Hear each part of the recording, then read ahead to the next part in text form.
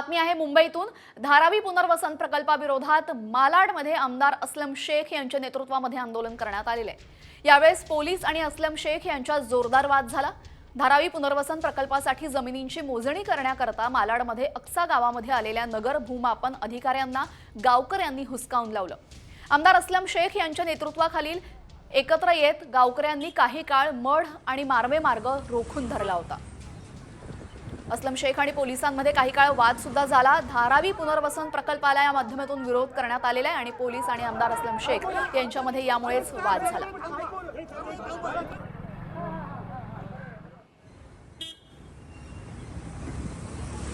बातमी आहे मुंबईतून।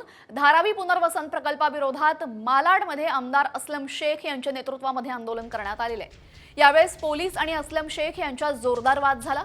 धारावी पुनर्वसन प्रकल्पासाठी जमिनींची मोजणी करण्याकरता मालाडमध्ये अक्सा गावामध्ये आलेल्या नगर भूमापन अधिकाऱ्यांना गावकऱ्यांनी हुसकावून लावलं। आमदार असलम शेख यांच्या नेतृत्वाखालील एकत्र येत गावकऱ्यांनी काही काळ मढ आणि मार्वे मार्ग रोखून धरला होता।